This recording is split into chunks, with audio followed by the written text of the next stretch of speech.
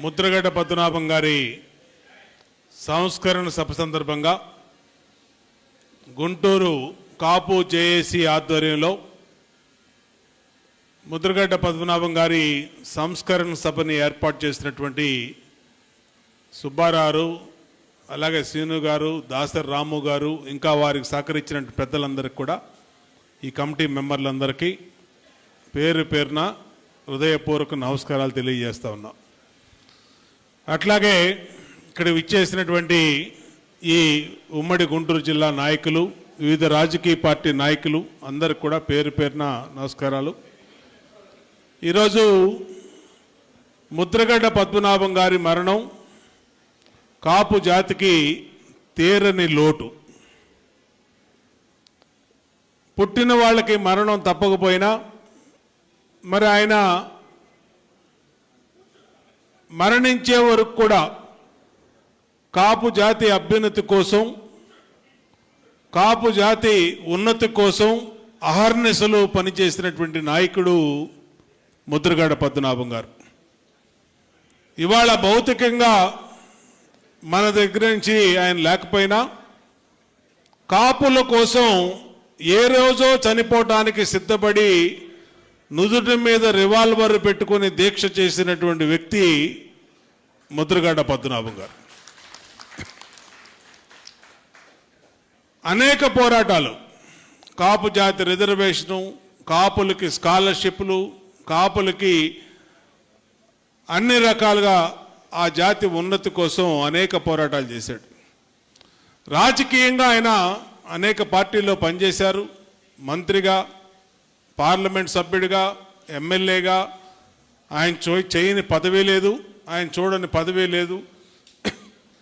అలాగే ఆయన అహర్నిశలు కూడా ఆఖరి శ్వాస వరకు నీతివంతుడిగా, నిజాయితీగా ఆయన తన ఆస్తిని కర్పూరంలాగా కరగేసి ప్రజల కోసం, ఈ కాపు సామాజిక వర్గం కోసం పెట్టినటువంటి వ్యక్తి ముద్రగడ్డ పద్మనాభం గారు.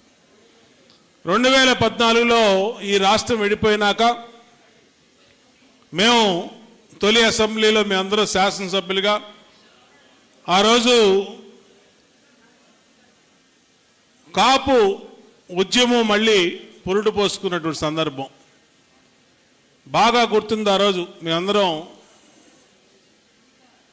అధికార పార్టీలో, ప్రభుత్వంలో ఉన్నటువంటి వాళ్ళం. ఆ రోజున ముద్రగడ్డ పద్మనాభం గారు కాపుల సమస్యల మీద లేఖ రాశారు ముఖ్యమంత్రి గారికి. దాంట్లో రిజర్వేషన్లు కానించి, నిధులు కానించి, పోస్టింగ్లు కానించి, రాజకీయ ప్రాధాన్యత కానించి అనేక అంశాలు ఆయన పద్మనాభం గారు ఉదహరించడం జరిగింది. ఆ రోజు మొదటి లేఖ, రెండో లేఖ, మూడో లేఖ వచ్చినప్పుడు 2016 ఆ టైంలో వచ్చినప్పుడు మేము అధిష్టానం దృష్టికి తీసుకెళ్ళాం. ఇది ముద్రగడ్డ పద్మనాభం గారు రాసే లేఖల్లో ప్రభుత్వం ఆలోచన చేయవలసినటువంటి అవసరం ఉంది. ఆలోచన చేసి సాధ్యాసాధ్యాలకు ఒక కమిటీ వేసి ఆ సాధ్యాసాధ్యాల పైన ఆయనతో చర్చించి డైరెక్ట్గా ఆయన్ని పిలిస్తే బాగుంటుందని ఆ రోజున అధిష్టానానికి తెలియజేయటం కూడా జరిగింది. కానీ కొంతమంది మన నాయకులే పద్మనాభం గారు ఆయన ప్రయోజనాల కోసం చేస్తూ ఉన్నారు, ఆయనకేమీ అంత పట్టు లేదు కమ్యూనిటీలో అని చెప్పి ఆయన్ని ఇగ్నోర్ చేయమని చెప్పారు. దాంతో నిర్లక్ష్యానికి ఆయన లెటర్లన్నీ కూడా ప్రయోజనం లేకుండా పోయినాయి. అప్పుడు మేము ప్రభుత్వంలో ఉన్నాం. దాని తర్వాత విషయాలన్నీ చాలామందికి తెలుసు. ఇక్కడ ఉన్నటువంటి నెంబర్ 1 ఛానల్ ఎంఎస్ఆర్, అలాగే అనేక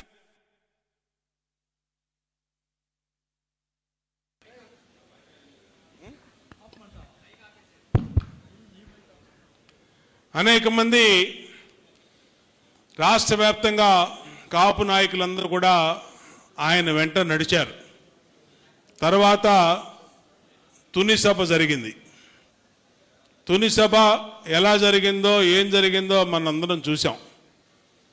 తర్వాత ఆయన గ్రామ స్థాయి వరకు ఆ ఉద్యమాన్ని తీసుకెళ్ళాడు. కంచాలు కొట్టండి అని పిలుపునిస్తే మొత్తం రాష్ట్రంలో కాపు కుటుంబాలన్నీ కూడా బయటకు వచ్చి కంచాలు కొట్టినాయి. అలాగే నిరసనల ద్వారా, శాంతియుత నిరసనల ద్వారా కాపు హక్కుల కోసం పోరాడనని ఆయన పిలుపునిస్తే అన్ని చోట్ల కూడా ఆయన పిలుపు మేరకు రాష్ట్రంలో కాపు కుటుంబాలన్నీ కూడా బయటకు వచ్చి శాంతియుత నిరాహార దీక్షలు, నిరసన దీక్షలు కూర్చున్నారు. దాని ప్రభావం ఆయన లెటర్ని ఏదైతే ప్రభుత్వాలకి తప్పుడు సమాచారం ఇచ్చారో ఆయన చేసిన ఉద్యమ ఫలితం 2019లో అధికార మార్పిడి జరిగిందని కూడా తెలియజేస్తా ఉన్నాం. మేము అధికారం కోల్పోయాం 2019లో. ఆ 2019లో మేము అధికారం కోల్పోవటానికి ముఖ్యమైన కారణం ముద్రగడ్డ పద్మనాభం గారి ఉద్యమం అని కూడా తెలియజేస్తా ఉన్నాం. అంటే ఈ కాపు సామాజిక వర్గం ఎటువైపు నిల్చుంటే అటువైపు ప్రభుత్వాలు వస్తాయి. రాష్ట్రంలో 5 కోట్ల జనాభాలో 1 కోటి మంది పైగా ఉన్నటువంటి బలిజ, కాపు, తూర్పు కాపు, ఒంటరి ఈ సామాజిక వర్గాలు అధికారాన్ని డిసైడ్ చేస్తాయి. వీళ్ళని అన్ని రకాలుగా వాళ్ళకి న్యాయపరమైనటువంటి సమస్యలు ఇందాడ దాసర్ రాము గారు చెప్పాడు. ఇంకా చాలా టైం ఉంది, ఇంకా చాలా సమస్యలు ఉన్నాయి. ఇంకా మన పెద్దలు చెప్పారు కొంతమంది. ఇవాళే విజయవాడలో కూడా చందు జనార్దన్ గారు వాళ్ళు, మన అజ్జా రామకృష్ణ గారు, గాళ్ళ సుబ్రహ్మణ్యం గారు ఇప్పుడే ప్రెస్ మీట్ కూడా పెట్టారు. వాళ్ళు అంటే కాపుల్లో ఒక అలజడి అయితే రాష్ట్ర వ్యాప్తంగా మొదలైంది. ఆ అలజడిని పట్టించుకోవాల్సిన అవసరం ఉంది. వాళ్ళ ఆక్రందనని అర్థం చేసుకోవాల్సిన అవసరం ఉంది. కాబట్టి ఆ పరిస్థితుల్ని, వాళ్ళ న్యాయపరమైనటువంటి కాపు సామాజిక వర్గ న్యాయపరమైన డిమాండ్లని తప్పనిసరిగా అధిష్టానం దృష్టికి తీసుకెళ్తాం. అధిష్టానం దృష్టిలో తీసుకెళ్ళి ఉన్నటువంటి ఆర్థిక పరిస్థితుల్లో మరి ఇచ్చినటువంటి హామీలకు అనుగుణంగా ఎంతవరకు చేయగలుగుతామో అంతవరకు చేయటానికి కృషి చేస్తామని కూడా ఈ ముద్రగడ్డ పద్మనాభం గారి సంస్కరణ సభ ద్వారా మీ అందరికీ తెలియజేస్తా ఉన్నా. ఇవాళ రాష్ట్ర రాజకీయాలు, దేశ రాజకీయాలు కులాల మీద నడవటం అనేది భారతదేశంలో ఉంది. మన సంస్కృతిలో భాగం అది. ఎక్కడైనా సరే కులాల ప్రాతిపదికగా ఈ రాజకీయాలు నడుస్తాయి. రాష్ట్ర జనాభాలో దామాషా ప్రకారం 25% ఉన్న కాపులకి నిధులు, పదవులు, అలాగే ప్రాధాన్యత, అలాగే ఉద్యోగాలు, ప్రమోషన్లు దక్కాల్సినటువంటి అవసరం ఉంది అని కూడా ఖచ్చితంగా ఏదైతే కాపు జాతి కోరుతా ఉందో అది ఒక న్యాయపరమైనటువంటి కోరికగా కూడా నేను ఈ సందర్భంగా మరొక్కసారి మననం చేస్తా ఉన్నా. ఖచ్చితంగా ఈ కోరికల్ని మరి నేను ఒక శాసనసభ్యుడిని మాత్రమే, ఒక విప్ మాత్రమే, ఇంకా చాలా పెద్ద వ్యవస్థ ఉంది ఇది ఎన్ని ఆమోదించాలంటే. ఆ వ్యవస్థ దృష్టికి తీసుకెళ్తాం. ఖచ్చితంగా అన్ని రకాలుగా ఆమోదించడానికి చర్యలు తీసుకుంటాం. మేమేమైతే ఈ వేదిక మీద ఇక్కడ మాట్లాడుతున్నామంటే నేను కాపు కులంలో పుట్టబట్టే ఇక్కడ మాట్లాడుతూ ఉన్నాను అనేది నాకు తెలుసు. అలాగే మిగిలిన రాజకీయ పార్టీల్లో ఉన్నటువంటి అధికారంలో కానీ ఇతర రాజకీయ పార్టీల్లో ఉన్నవాళ్ళు కూడా మనకి మన సామాజిక వర్గం యొక్క ప్రాధాన్యత ఎవరికి టికెట్ ఇచ్చినా ఆ రాజకీయ పార్టీలు కాపు కులంలో పుట్టబట్టే కాపులకి టికెట్లు వచ్చినాయి. ఇంకా బీసీలకో ఎస్సీలకో లేదంటే ఇంకా మిగిలిన సామాజిక వర్గాలకో ఆ కులాల్లో పుట్టబట్టే వాళ్ళకి టికెట్లు వచ్చినాయి. కాబట్టి ఈ జాతి మేలు కోసం మనం మన బాధ్యత తీసుకోవడం అందరం కూడా మనందరి ధర్మం. కాబట్టి మనందరం కూడా దానికి చేదోడు వాదోడుగా ముందుకెళ్దాం, శాంతియుతంగా మనం అందరం కూడా ముందుకెళ్దాం.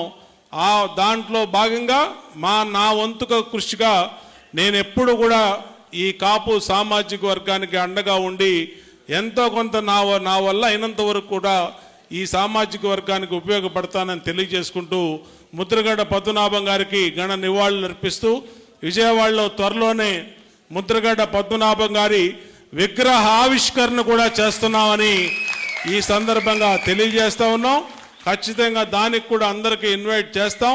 ఖచ్చితంగా అందరూ వచ్చి ముద్రగడ పద్మనాభం గారికి నివాళులు అర్పించవలసిందిగా కోరుకుంటూ తప్పనిసరిగా ఆయన ఆశయ సాధనలో అందరం కూడా భాగస్వాములు అవుదామని మరొకసారి తెలియజేసుకుంటూ జోహార్ విఎం రంగా గారు, జోహార్ వంగవీటి మోహన్ రంగా గారు, జోహార్ వంగవీటి మోహన్ రంగా గారు, జోహార్ ముద్రగడ పద్మనాభం గారు, జోహార్ ముద్రగడ పద్మనాభం గారు, జోహార్ ముద్రగడ పద్మనాభం గారు. థ్యాంక్ యూ అండి.